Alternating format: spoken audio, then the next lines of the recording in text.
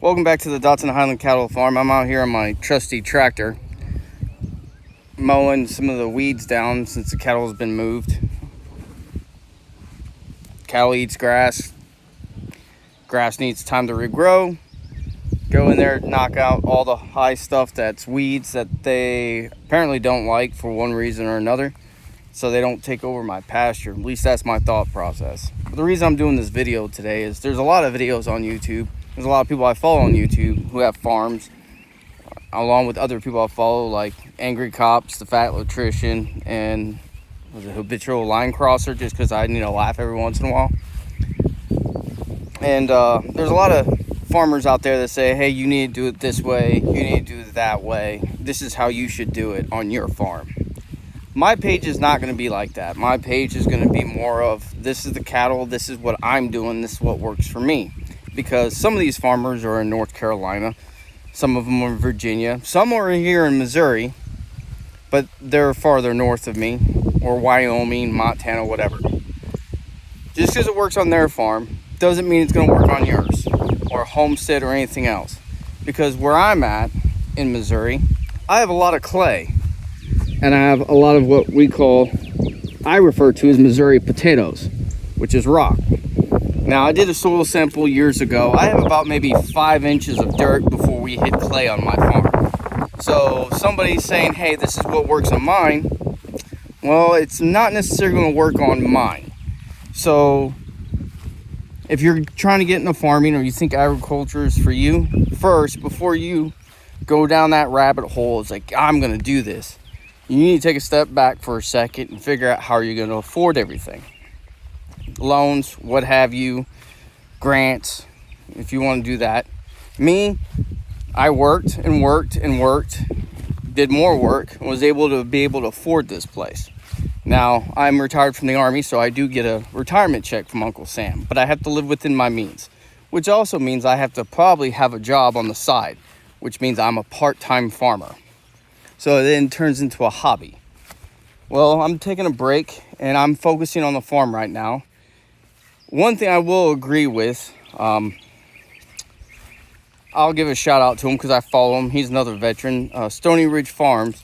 He did a breakdown of what his farm brings in. And he was straight honest. He said 70% of my farm income is social media.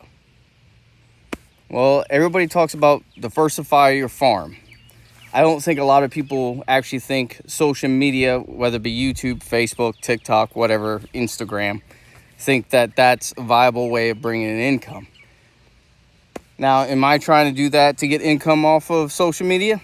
Absolutely. Why not? Everybody else is doing it. Why not jump on that bandwagon? Am I going to be successful at it? Probably not. Now, ask me if I care. No. What I'm going to do here is show you the projects that we have lined up for this year and this fall, and our calving operation, because all of my Highland cattle seem to be pregnant, and I'll show you a video on how we've determined that and how we do things on my farm. Yes, the girlfriend will probably have her own videos of how she makes her own chicken broth and canning, and her making her own soaps and everything she does in the house that keeps me fed, which I appreciate. But if you want to get in farming, it's really easy to watch certain farmers on YouTube or TikTok and like go down that rabbit hole and say, I'm going to do that. Before you sell everything and move out to BFE, do some research of where you're going, and then realize the person that you've been watching has been doing this a lot longer than you. They've been doing it a lot longer than me. They have certain infrastructures that have been in place on their farm for years, if not decades. Like, do I have water on that side of my pasture? Nope. Which is something I have to fix. Now, this pond, when I first got here, was empty. Even when it rained, it didn't fill up. Spent a spring period, I think it was 4 weeks, getting that fixed where it holds water. So if I have to get a pump and pump water out, I'm able to do so.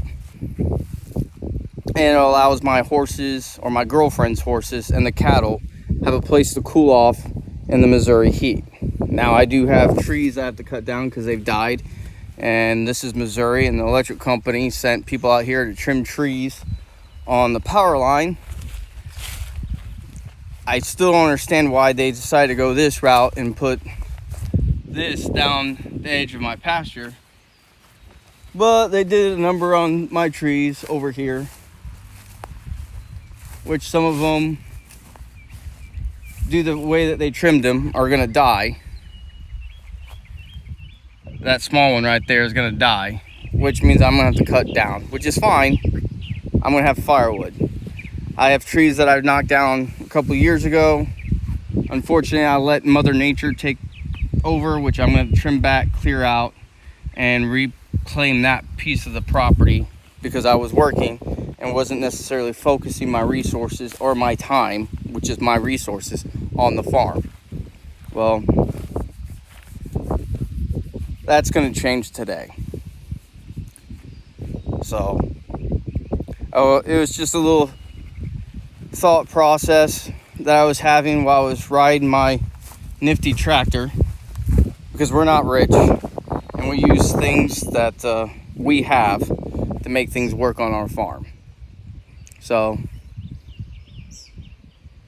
might call it tractor talk. Say hello to the tractor. It gets done what I need to get done. So, there's that. But you guys have a blessed day. We got rain in the forecast. It feels like we might get it tonight. We got rain in the forecast Friday and then all of next week. That's why I'm trying to get this done real quick, so we can get the rain and hopefully my grass grows again and move these cattle around. You guys have a good one. Take care.